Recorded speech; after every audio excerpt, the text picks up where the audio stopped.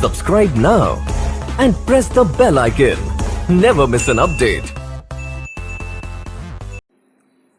Hello everyone, स्वागत है आपका मेरे यूट्यूब चैनल कॉमर्स वाले में। और आज मैं यहाँ पे आपसे डिस्कस करने वाला हूँ GST on directors remuneration. That means directors remuneration पे जीएसटी चार्ज होगा या नहीं होगा, और होगा तो कब होगा। ये सारी डिस्कशन मैं आपसे यहाँ पे करने वाला हूँ। तो अगर आपने चैनल को अभी तक सब्सक्राइब नहीं किया तो सब्सक्राइब कीजिए और बेल आइकन को प्रेस कीजिए, ताकि मेरे जो भी लेटेस्ट वीडियोज़ रहेंगे उसके नोटिफिकेशन आपको मिल जाएंगे।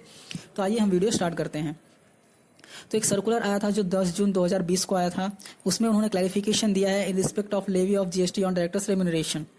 इन्होंने क्या कहा है कि पहले बहुत सारे डाउट थे कि अगर कंपनी अपने डायरेक्टर्स को रेम्यूनरेशन पे करती है तो क्या वो सीजीएसटी एक्ट के शेड्यूल 3 में फॉल करता है या नहीं।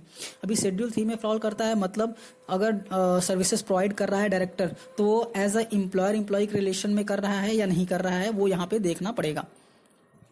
पॉइंट 2 में बोला है कि रेम्यूनरेशन जो डायरेक्टर को पे किया जाता है वो 2 कैटेगरी में डिफाइन किया जा सकता है। तो कैटेगरीज क्या है? पहला हो सकता है कि जो डायरेक्टर को रेम्यूनरेशन दे रहा है वो डायरेक्टर इंडिपेंडेंट डायरेक्टर हो। दूसरा हो सकता है कि जो डायरेक्टर को हम रेम्यूनरेशन दे रहे हैं वो डायरेक्टर होल टाइम डायरेक्टर हो। 2 कंडीशन हो सकते हैं।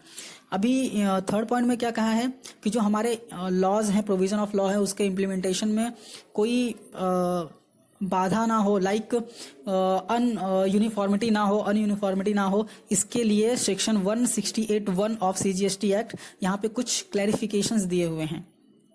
वो क्लैरिफिकेशंस क्या है यहाँ पे दिया हुआ है। अभी क्लैरिफिकेशंस हम देख सकते हैं।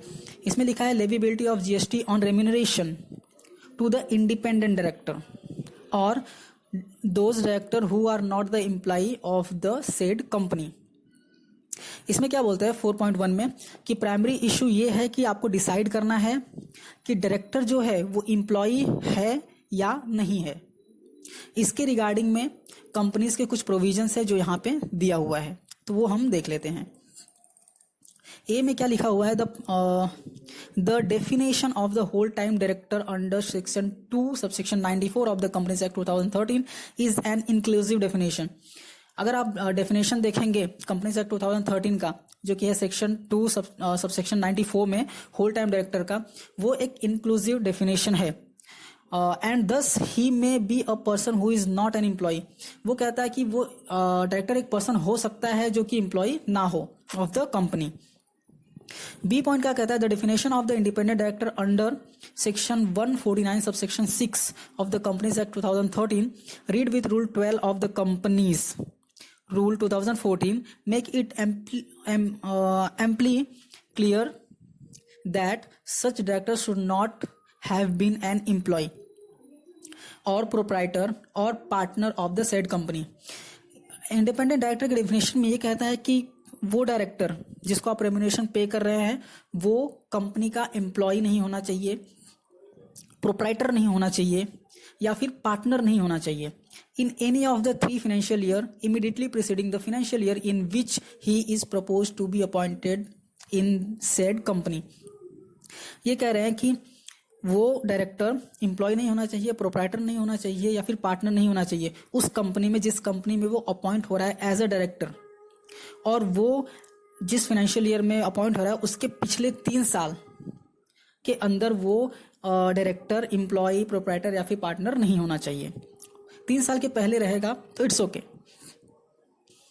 नेक्स्ट है 4.2 में क्या बोल रहे हैं? Therefore in respect of the such director who are not the employee of the said company the services provided by them to the company in lieu of remuneration as the consideration of for the said services as are clearly outside the scope of schedule 3 of the CGST act and therefore taxable. ये क्या कर रहे हैं? ऐसे director जो employ नहीं है और वो कंपनीज को सर्विसेज प्रोवाइड कर रहे हैं रेम्यूनरेशन के बदले, तो वो डायरेक्टर्स शेड्यूल 3 ऑफ सीजीएसटी के एक्ट के बाहर आते हैं और वो टैक्सेबल होते हैं। और ये क्या बोल रहे हैं? GST on reverse charge basis.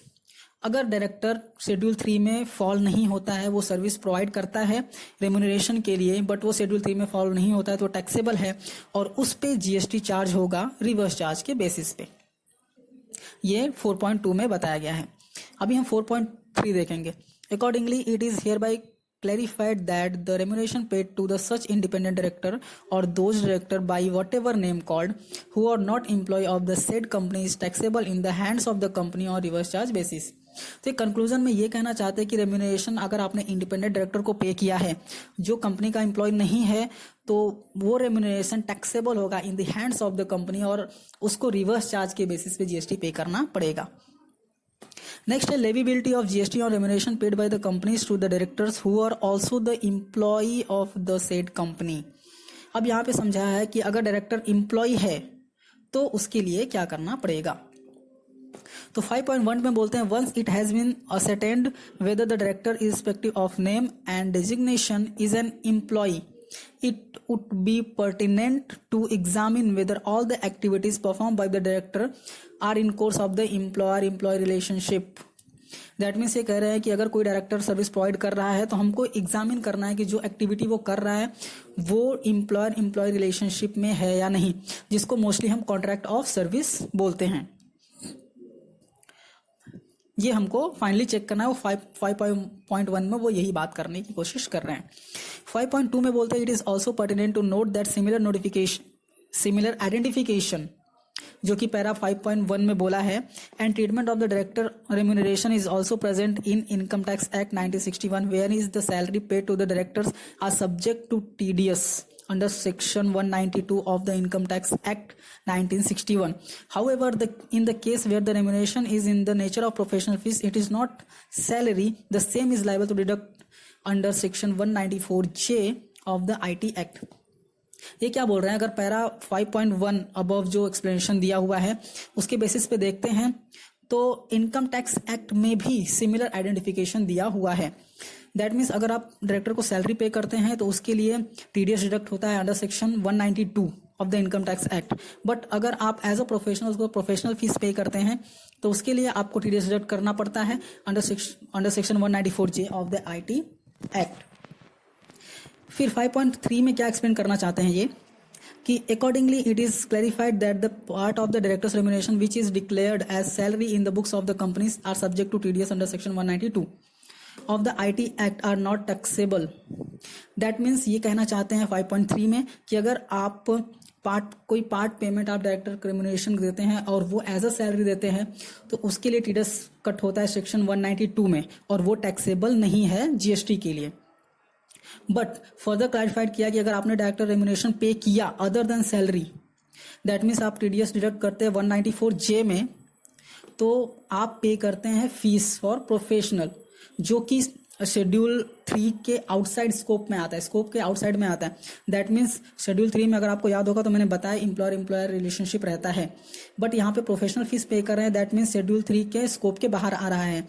That means ये टैक्सेबल रहेगा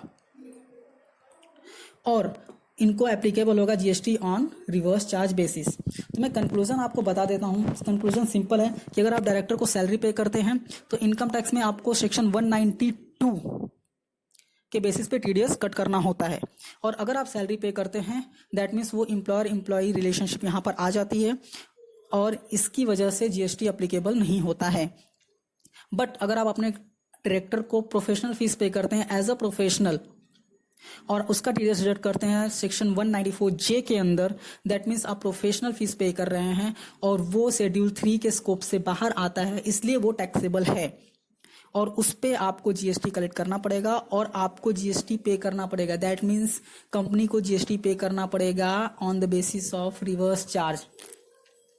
तो ये सिंपल फंडा था और जहाँ तक भरोसा है मैंने आपको एक्सप्लेन किया है, प्रॉपर एक्सप्लेन कर दिया है कि सर्कुलर क्या करना चाहता है. और ये था सर्कुलर नंबर 140/10/2020. आई होप आपको ये सर्कुलर समझ में आ गया होगा और आप शेयर करेंगे आपके दोस्तों से. और प्लीज़ वीडियो को लाइक कीजिए और चैनल को सब्सक्राइब करना मत भूलिए. Thank you so much.